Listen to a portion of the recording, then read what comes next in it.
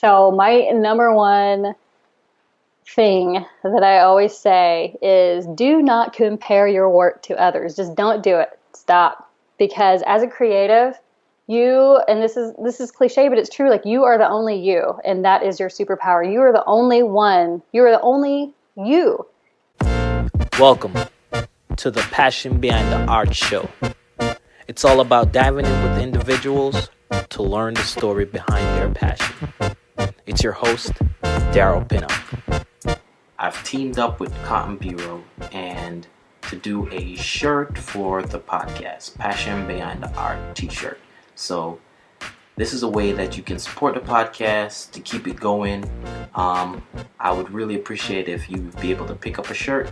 So go to dpcreates.com to pick up a Passion Behind the Art t-shirt. Now let's jump into this week's episode. Well, I am excited to have Brooke Robinson on the Passion Behind the Art show. The lady behind GoodType. Welcome, Brooke. Thanks for having me. I'm excited to chat. Awesome.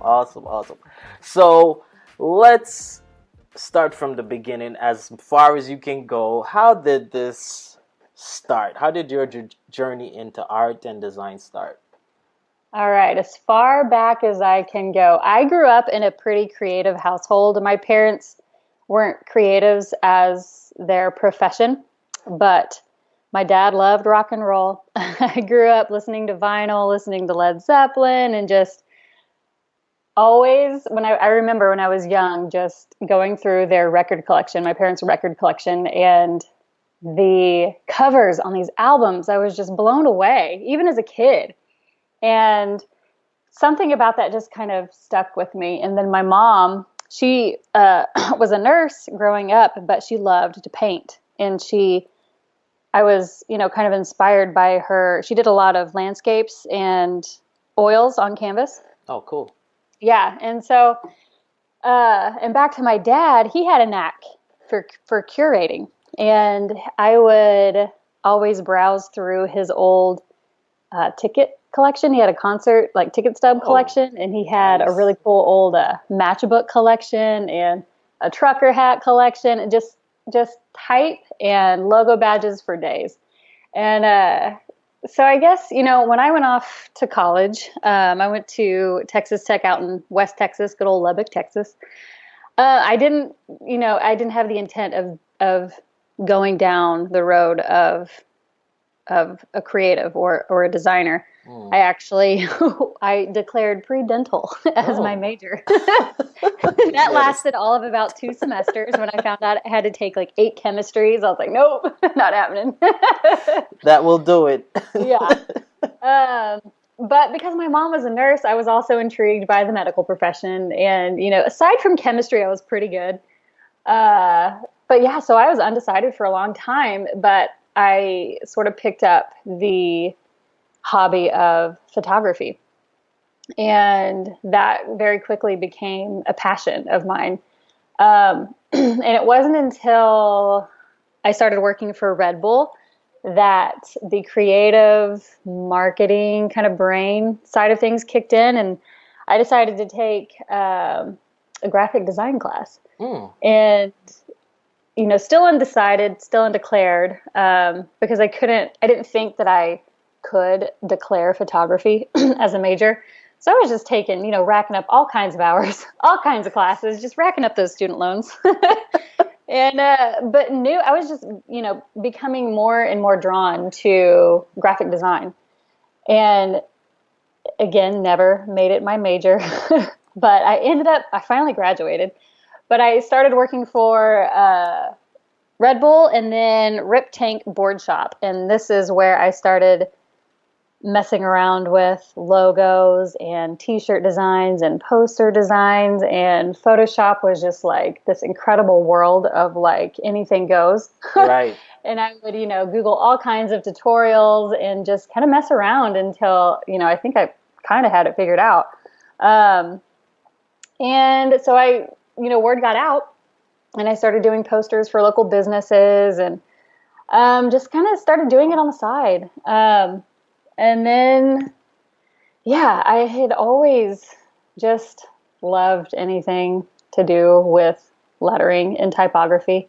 Anytime I saw just a nice big sans serif, like bold type on a wall or somewhere, I would sit and just stare at it. I was just enamored. Right. Yeah. And then when I moved, see, I could only stay so long in West Texas, and I finally made the move to Austin about 10 years ago. Woo-hoo. Uh, yeah. And started working for a local retailer here called Tyler's. Okay. And Tyler's is known for their Tyler's tees. We sell tons of them. We have like 8 shops. I say we. I don't work for them now, but um, yeah, I was in charge of. I was first hired on as an assistant manager on the floor, and quickly learned that I am not one for customer service or retail. But I managed. I hung out. I was nice. But I worked my way up into the buying office, where I kind of created my own position in graphic design, social media, and marketing. And yeah, that's I know it's kind of more long-winded than I thought I was going to be, but sort of a brief background into kind of how I got into the art space and design. Okay, cool. So let's jump to current life, because this is something that I'm intrigued about, especially after building GoodType that we're going to talk about. Like, how do you start your day? What's the first part of your day, the first hour of your day like? First hour of my day. So I am an early to bed, early to rise. I'll probably go to bed soon after this, after the live tutorial that we're doing with Annika tonight. So I get up around 5:30 every morning. And I don't get out of bed, but I sit and I pray, meditate, and journal for about 30 to 45 minutes. Okay. Yeah, daily routine, cannot start a day without it. And if for some reason I'm traveling or I'm in another space where it doesn't happen, my day it's off. And yeah, then I get out of bed and first things first, coffee. Go get my French press going and take my dog Teddy for a walk and get started with my day. Yeah. Sounds good. It's funny you say that. I actually do something kind of, like that. I pray with my wife and kids at 7:00 every morning before we leave. That's so great. It really, it's everything, It's just weird. It was kind of like a hack into spending more time with them. So. Well, that's not a bad hack. So yeah. what made you go to Austin though? Because hidden secret, I love Austin. Like I wish I lived there. It's pretty great. It's really hot in the summer, but that's my only, that and the traffic. Those are my only 2 complaints.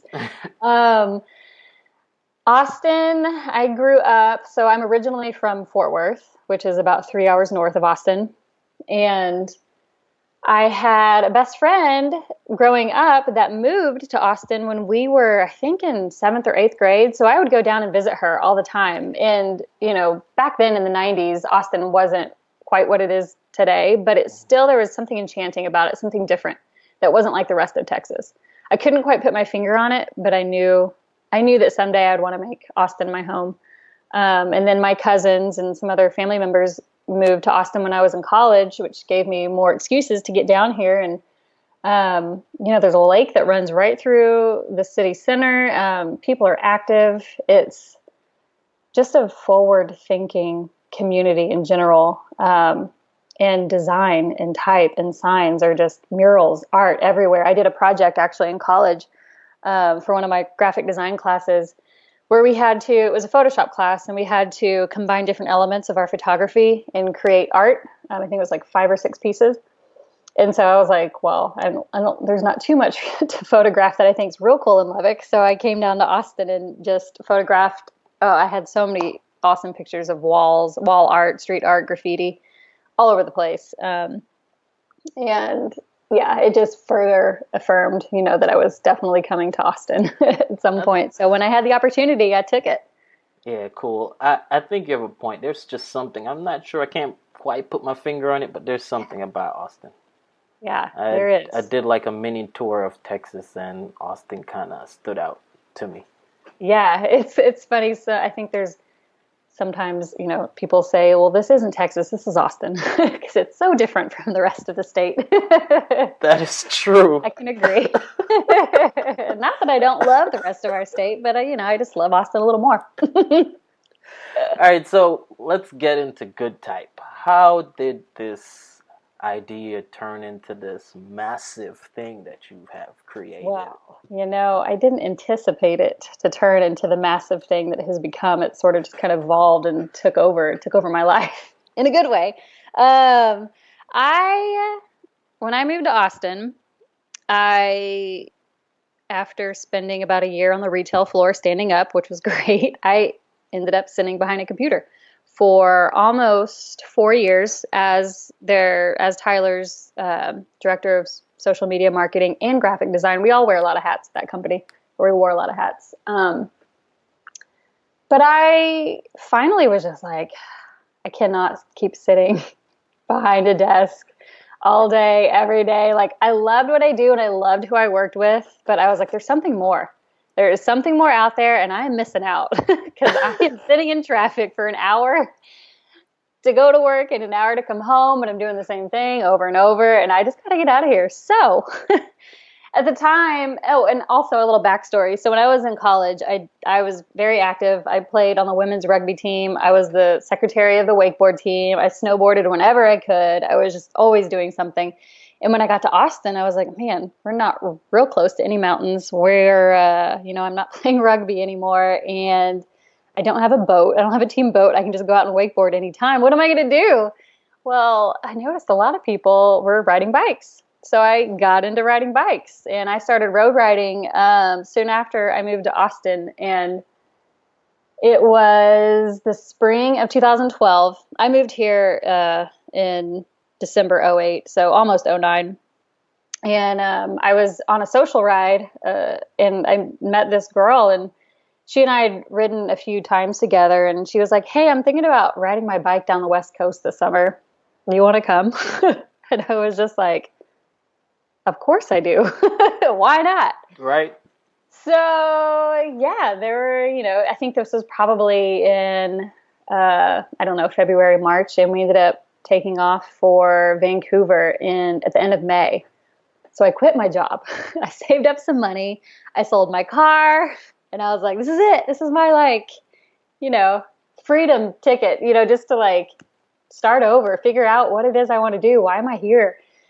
And so I thought surely on this trip I was going to have, some major aha moment, some moment that's going to just bop me upside the head and be like, this is your $1 million idea.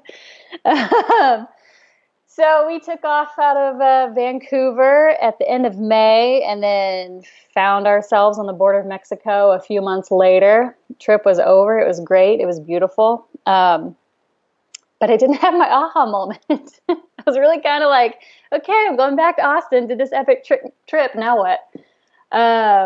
So I had to get myself back to Austin from LA, and, I was a little low on the funds, didn't really want to fly myself and my bike back. So I thought I'd take a nice long train ride. Okay. And it was on this train ride. So on the actual ride itself, on the bike trip, I noticed that the West Coast was just like this treasure trove of lettering and typography. I mean, there were hand-painted murals, hand-painted signs, just hand-lettered logo badges everywhere. And I, at the end of the trip, had collected a ton of photos of just random logos and logo badges and walls and just art, street art everywhere. And, I was on the train ride back to Austin, and I was on Instagram because I had a little bit of time on my hands, being that it was a 30-hour train ride. Yeah. And I clicked that little hashtag typography, and boom, opened up to a world of this art form. Because I was just sitting here thinking, there's got to be a place for this kind of art form to live. These just beautiful letters and lettering and type. And there wasn't necessarily a place on Instagram that I found that it lived, but through the hashtag typography, you were opened up to a world of artists from all over, just It wasn't huge at the time. This was in 2012, but you could find artists tagging their work and using the hashtag typography.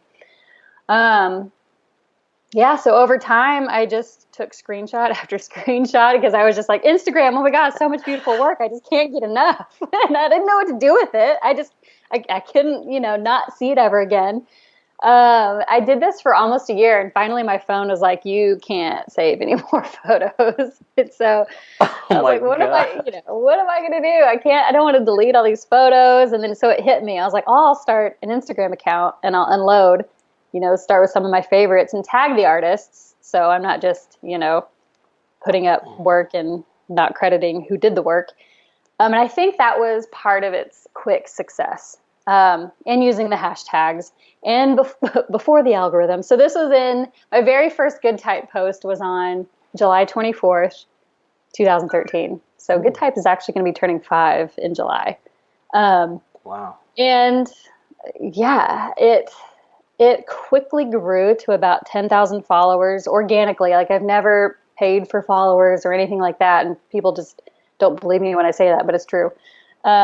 It kind of just became a thing and it took off and I kept at it. And I was so inspired, not only by the quick growth, but by the positive community of people just being like, oh, look at so-and-so or, good work or, just positive interaction among the community in general. And so that inspired me to like kind of dive a little more into it. And I started, I think my very first contest or campaign was Keep Cursive Alive. Okay. Because this was in 2014 when they were talking about taking cursive out of schools. And I was like, what? No way. And so that was my very first sort of pre-GoodType Tuesday campaign. And it kind of just slowly but quickly took off from there. So I'm not sure if you noticed this, right? Because when did you realize that this thing was impacting people's lives? I think when people would, and by people I mean artists, when artists started kind of geeking out over the fact that they got featured on GoodType. And I'm like, what? This is a thing. Like, okay. Or I would see the hashtag GoodType just start showing up and people were tagging their work and tagging GoodType a lot. And, when it hit 10,000 followers, I was just like, what? This is crazy, And I think when people or the community started to come to me for answers, like I was the expert on lettering and typography, and I was like, oh crap, I gotta get schooled. I gotta start educating myself. Because I'm just this, lowly little graphic designer making t-shirts for a local retailer who happens to love typography and lettering. And I would incorporate it into my designs every now and then, but I wouldn't consider myself a hardcore letterer. Right. It was just, part of what I did. And I appreciated it more than I practiced it. And I think that if I practiced it more than I appreciated it, GoodType would never have evolved into what it has become.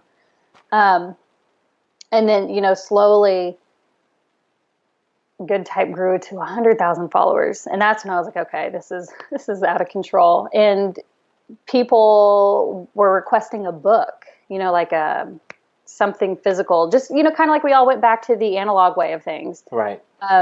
With MP3s, and we loved them for a long time, and we're back to vinyl and, digital type and everything that's clean and polished. We go back to, the way things are, the slow movement, hand lettering. And, we don't want to stare at this on a screen all the time. We actually want a book that we can pick up and appreciate and turn the pages.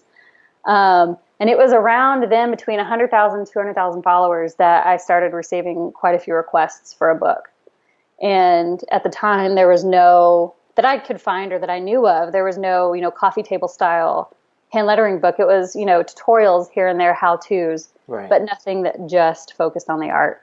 And I think this was kind of around the time that I was like, okay, GoodType can actually, it actually is impacting the lives of artists, and we can, become a platform for exposing these artists, because I would get a lot of messages, just saying, thank you so much. I actually got, a lot of work from this one post. And, an artist would be like, it's because of you or because of your post that I continued to go down this path. And it is kind of crazy how artists were looking to GoodType to validate their work when they shouldn't, but they did. Right. And I'm glad that I'm glad that it inspired them to keep going, which, that was kind of the heart of GoodType, was to inspire.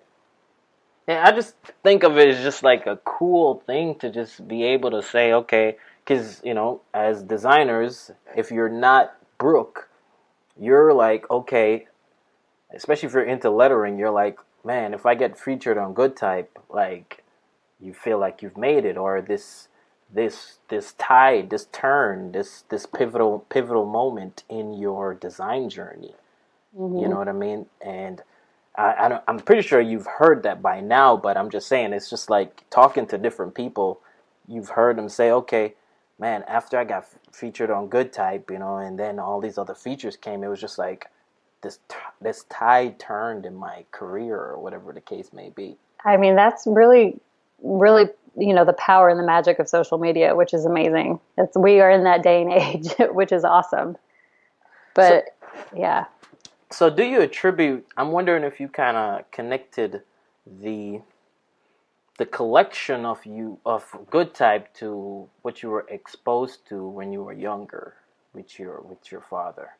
Yeah, absolutely. As you go through college, and still, I'm always on this path of self-reflection. Always, like, I'm like, who am I? What is my purpose? What am I doing? Like, but who am I? And,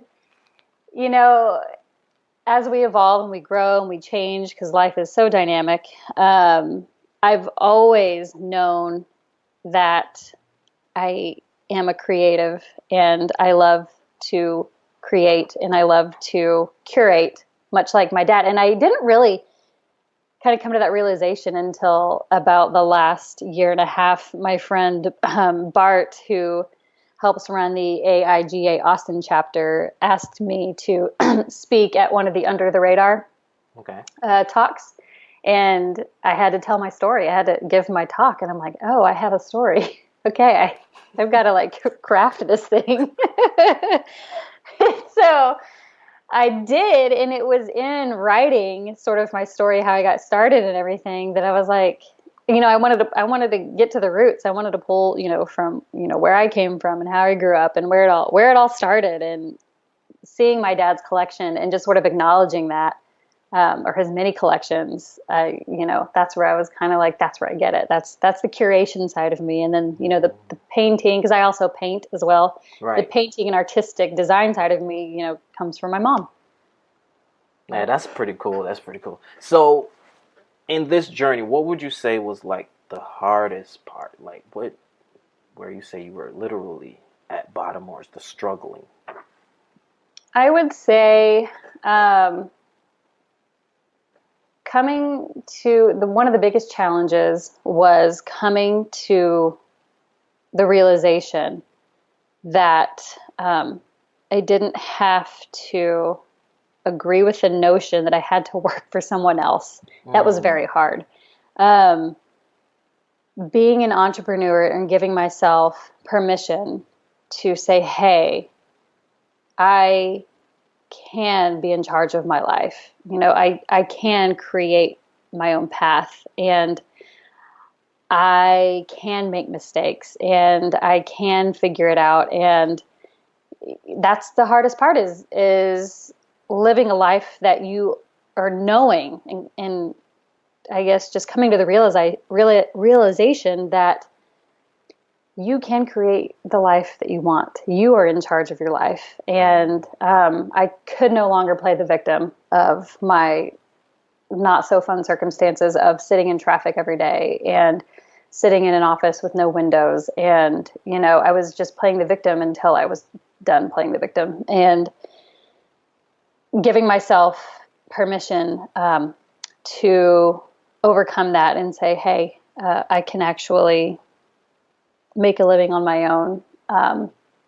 And I'm in that struggle right now still. I think we all are, but just kind of overcoming the notions of being able to have a life that you want, a creative life that you want. And yeah, I think that's one of the. I think it's true. I mean, some people, it kind of comes natural to them to kind of just want to go out and do their own thing. But, I know for sure, some, like my wife, like the idea of her just not working for someone.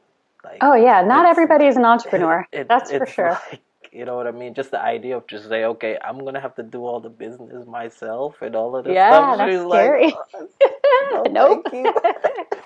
And that used to be me too, but I'm like, if I don't do that, then I'm not empowering myself, and I am not a business person, but the business side of things can be learned. Right. And I think that was also, a big challenge for, and still is a big challenge for me, is it was out of sight, out of mind. I let somebody else handle it, take care of it, but then I had no idea what was going on, and I had no idea how to, navigate business conversations. And that's when I was finally like, okay, I got to step up, put my girl pants on, and like be a businesswoman. Yes, I'm a creative, but if I'm going to run my own company, I need to figure that part out too. And it sucks for a little bit, but once you get the hang of it, it starts rolling. But not everyone is an entrepreneur, and that's fine too. Right. But I think that I know that I don't want to ever have a boss.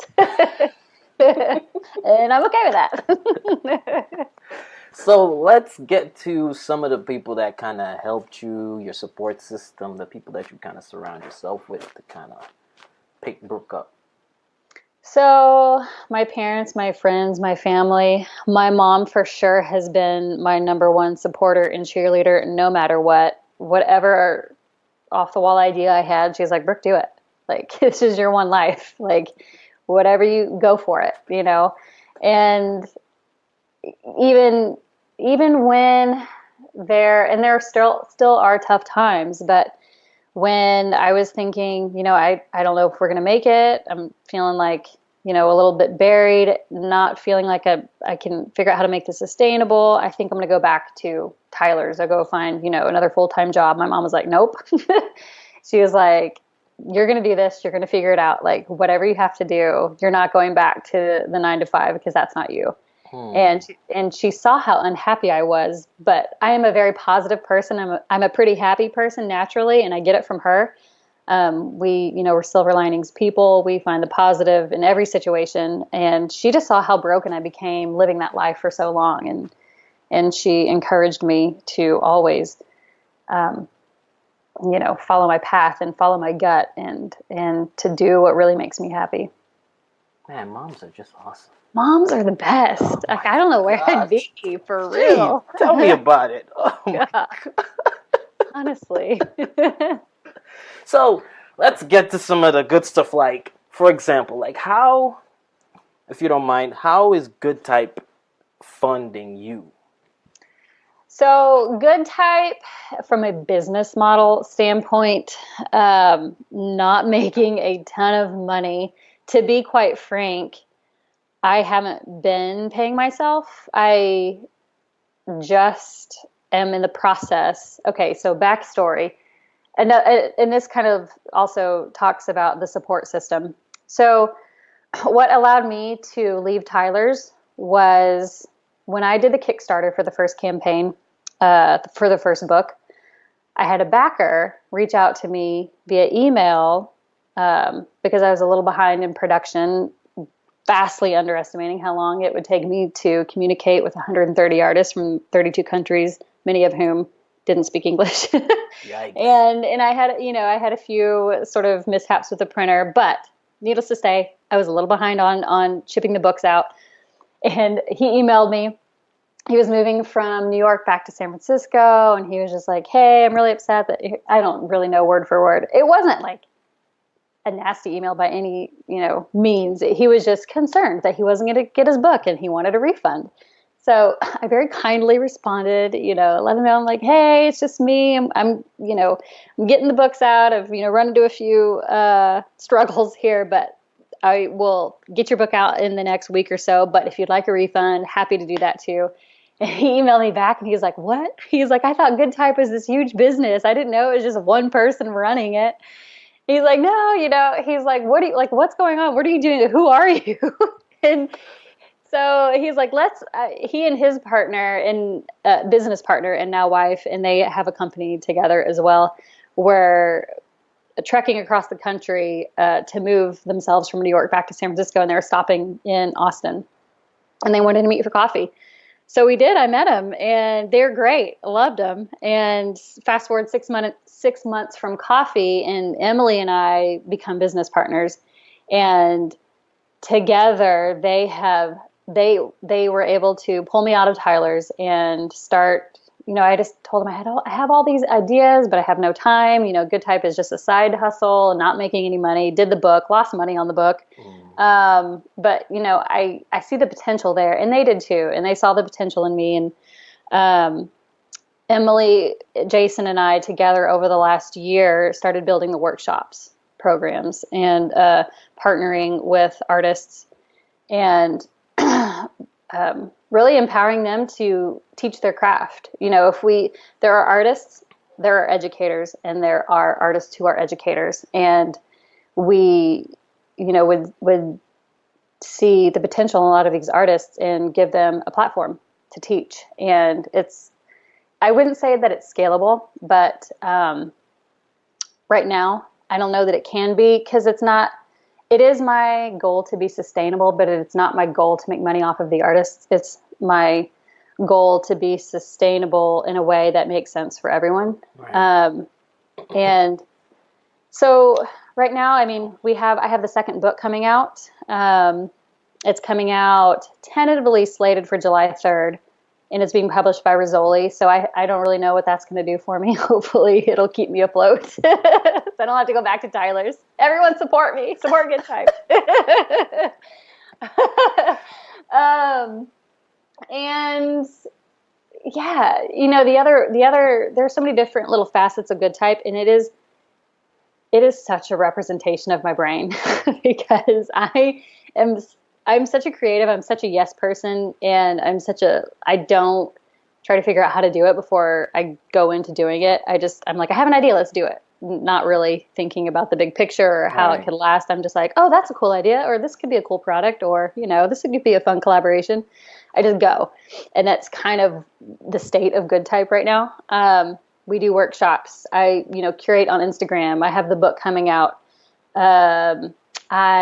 So we get a ton of requests all the time, whether it's a DM or an email, to do a logo, do, a mural, or, just design inquiries all day long. So I am just me. I am doing GoodType full time. I have retired as a graphic designer.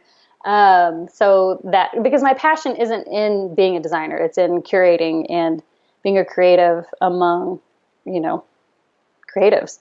And creating experiences that empower artists and provide resources for enthusiasts and potential students and, anything in the art form of lettering.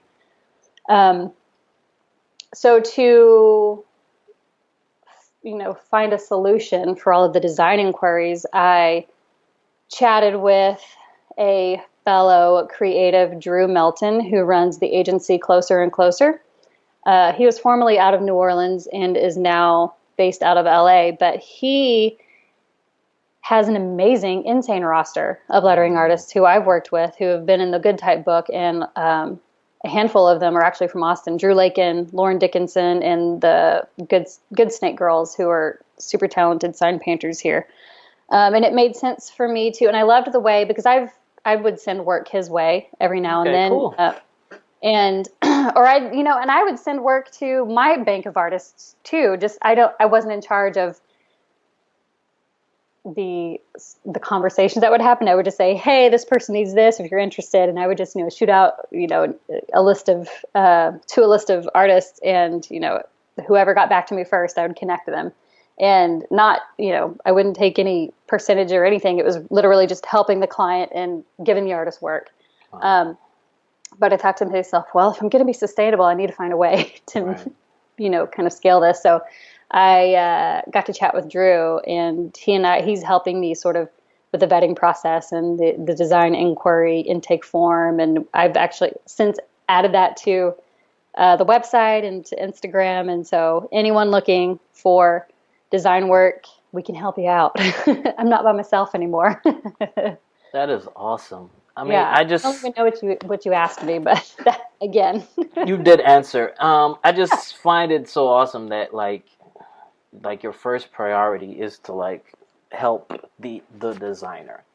Colin Tierney and I were talking about this, and he was like, he just appreciates GoodType because you appreciate the creative.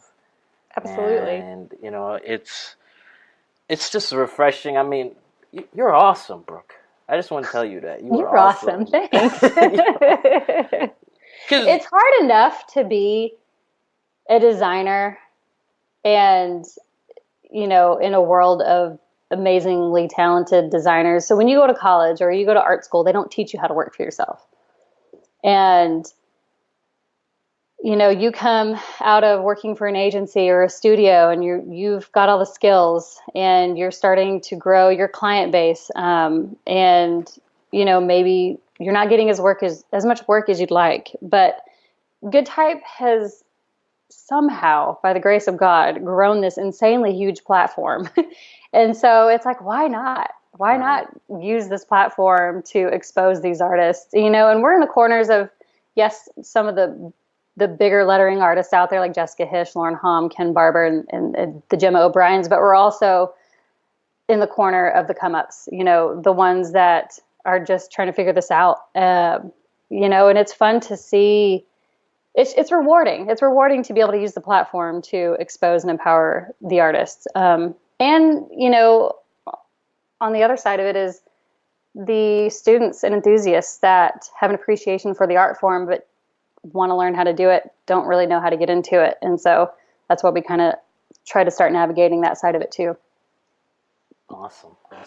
So let's get to some little goody stuff. Like what device, what gear, whatever it may be that you cannot live without? I mean, this is such a cop-out, but my iPhone. Like, that's where Instagram is. Like, I can't not have my iPhone. And I mean, yeah, it's kind of like I try to disconnect, and I do successfully sometimes, but it's right here. It's all the time, right here. I'm like, I find myself, my thumb hurts because I'm scrolling the hashtag GoodType like too many hours in the day. It's out of control. Yeah, my iPhone, well, and my laptop.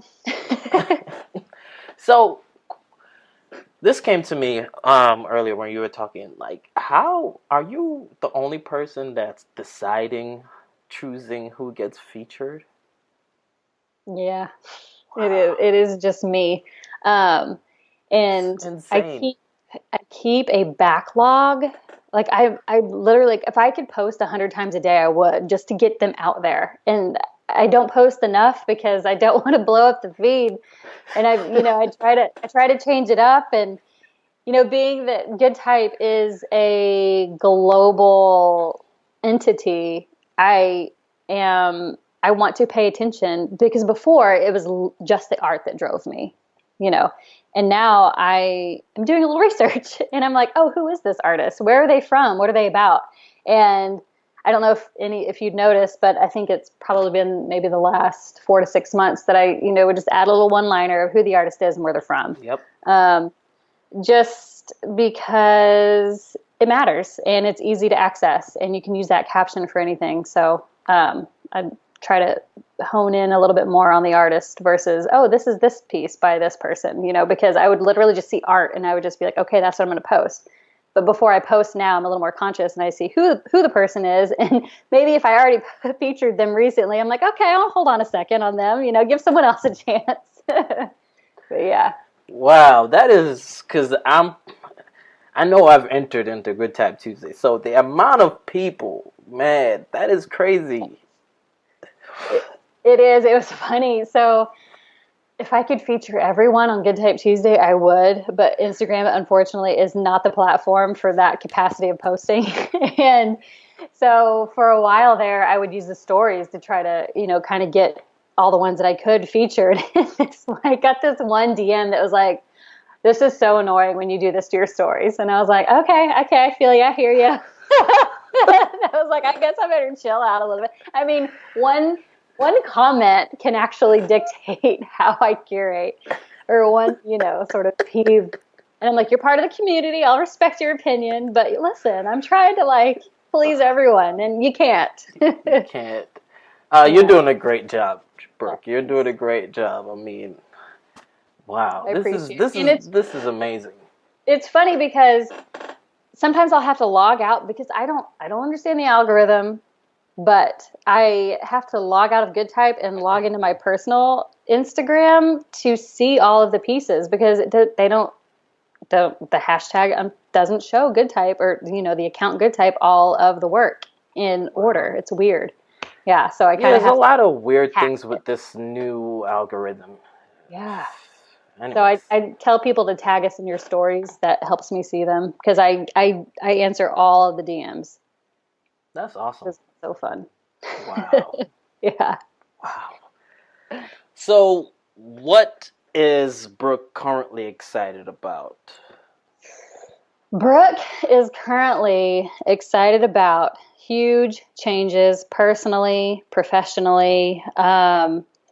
I decided I wanted to move out of my house, sell my home. Not necessarily go minimalistic, but kind of hit the reset button.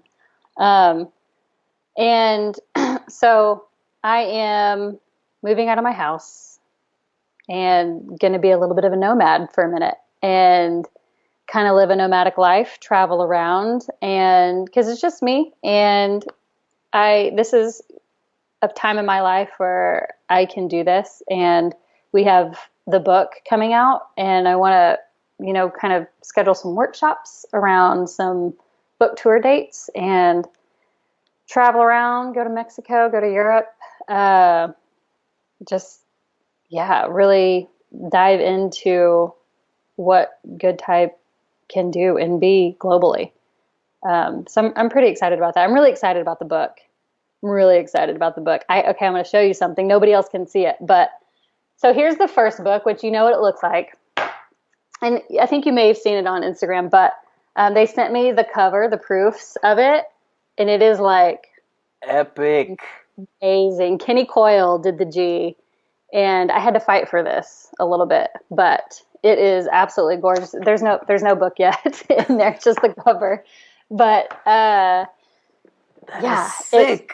It's so cool about it, and just like the first book, it's global. Like these artists are literally from 32 countries, all over the world. And it just goes to show you how unifying this art form is.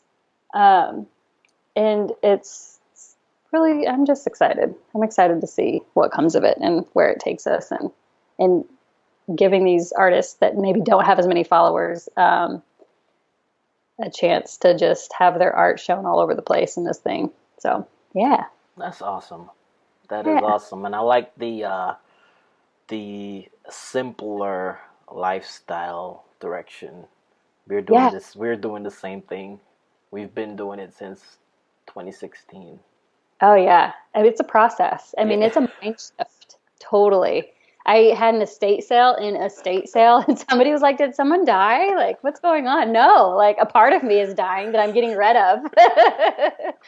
And I sold almost all of my furniture. I don't know if you hear the slight echo in my room. Like, it's pretty much bare because I sold my this is how the Austin market is, but my house went up for sale last Thursday, and I am now under contract, and my closing date is after the LA workshop. So on the 13th. And so I'm like, I got to get out. I got to move. I sold my house in like a week. Wow. And I'm putting whatever I have left in storage and I have my dog Teddy and I have a cat Roosevelt, and we're going to hang out with the folks in Fort Worth, and they're going to hang out there for a little bit while I sort of plan the next few months of GoodType travels. But yeah, it feels good to like, you can literally feel yourself become lighter every day that you shed things. It's incredible. That is the truth. It's like, it creates this subconscious buffer between you and your higher self.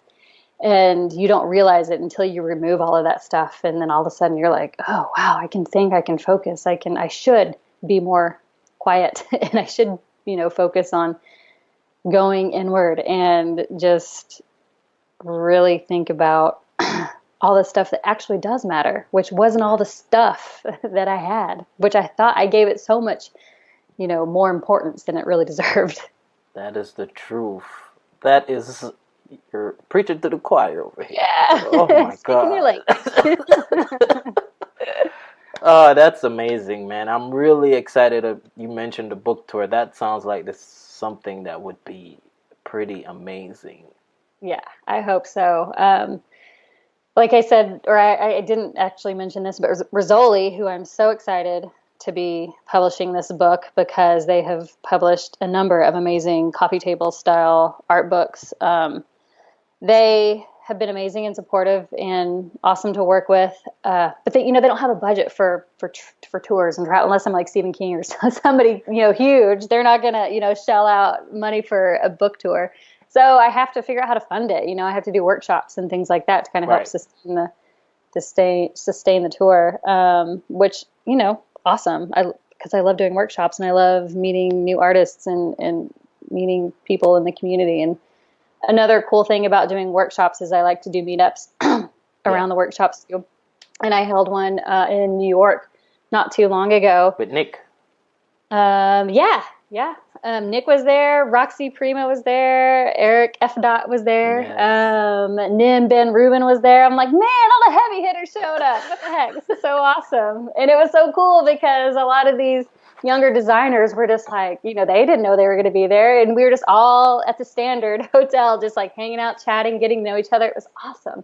And I just, I got a few emails from some of the artists and they're like, that was so cool. We need to host more of these. And I'm like, yeah, I just need to go and just be a part of the community beyond just behind my phone, and that's the cool part of being able to do things like that. That is the truth. Yeah. Well, as we get towards the end, unfortunately, but what advice would you give to creatives? So my number one thing that I always say is do not compare your work to others. Just don't do it. Stop. Because as a creative, and this is cliche, but it's true, like you are the only you, and that is your superpower. You are the only one. You are the only you.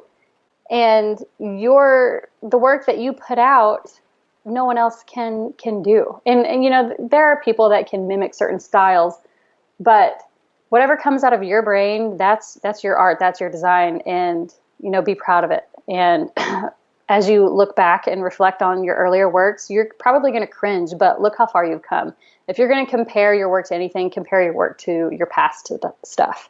And I think it's very important. And if you are also going to compare your work, maybe do it in admiration or do it in a way that, you give yourself a goal of maybe being but do it in a way that it's yours, and you just got to remember that you are in charge of the work you produce and no one can take that away from you. So create the work that's within you and not the work that others are doing. Awesome. Yeah. So if anyone wants to learn about Brooke and what you're doing, where can they go?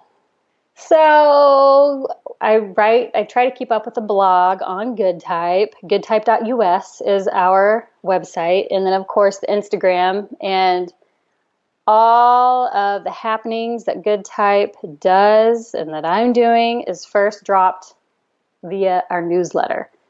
And so our newsletter members get the first dibs on, workshop links, and they are the first to know anything. So you can sign up actually through our Instagram account or on our website. And then, my personal Instagram, which isn't that exciting, it's mostly photos of my dog, is at Brooke the Sun Surfer.